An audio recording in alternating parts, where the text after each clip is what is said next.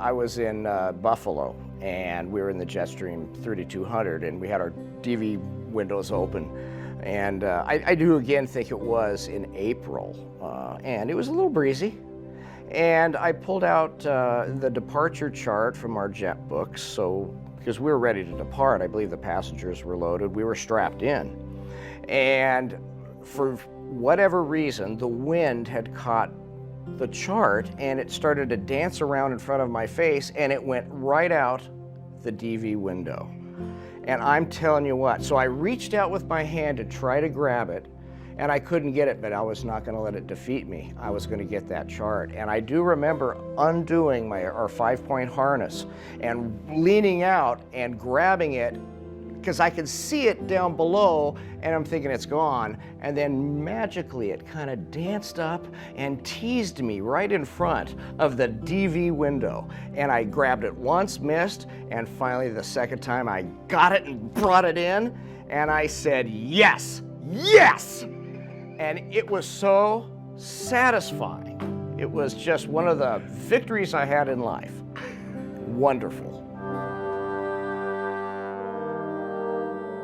The animators at Pool Room Studios have spared no expense in recreating this incredible freak event in nature.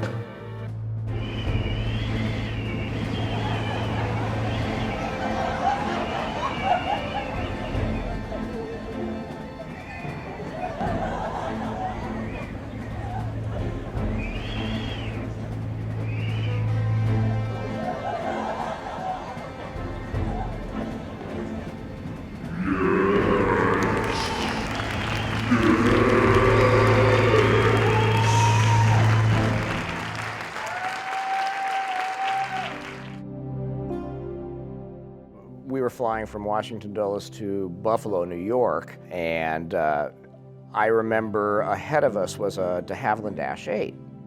The weather, if I remember right at that time, was about 4,000 overcast, and I can't remember the thickness of the overcast. Well, not too shortly after, I was looking at the weather, and as we were climbing out nominally, well, this Dash 8 pilot gets on with a very high, nervous voice. We're gonna need lower because we're picking up moderate ice. And I thought to myself, okay, de Havilland Dash 8, Canadian aircraft, they can handle ice. That guy sounds nervous. And about that time that thought process went through my head, it was like a car wash where ice just went shh all over our 19-passenger Jetstream aircraft. Now, of course, we had our electric ice boots on. We weren't doing the auto boots yet on the leading edge, but I do remember the electric ice was knocking the ice off the props, making loud thumps against because they had a Kevlar strip around the fuselage. Well, suddenly our healthy rate of climb started to decay from 1,500 feet to 1,000 feet to 700 feet to 400 feet to 300 feet to suddenly 200 feet to zero. We couldn't climb anymore.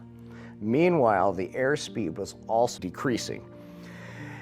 And it was about that time I said, we got to get lower. We got to get out of this. And so a lower altitude was requested and denied. And I just remember thinking, you know, this is not good. We can't maintain altitude. So Tom said, well, we're unable to maintain altitude. We are unable to maintain altitude.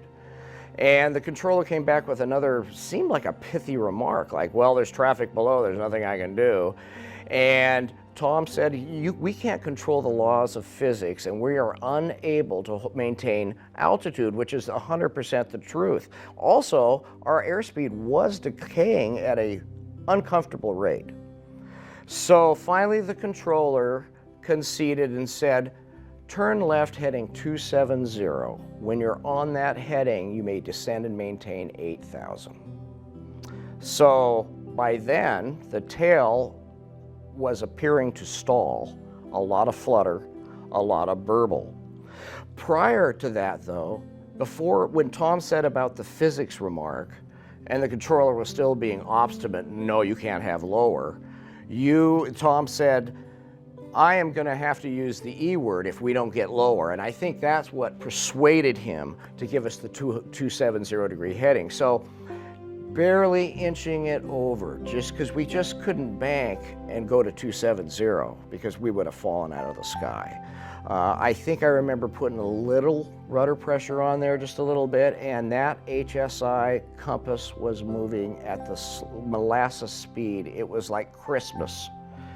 And I just will never forget that when we got on 270, I gently pushed the nose down to that precious 8, and I think we were at about 12 or 13,000. And the airspeed as we descended didn't really start to climb because we were still a brick of ice. But as we descended and the airspeed did start coming up, and then when we hit that warmer air and looking at the wings and seeing that ice come off the wings like plywood was like a weight off of, I know, both of our shoulders. And we got down, I think we got down as low as 4,000, and we remained at 4,000 all the way to Buffalo.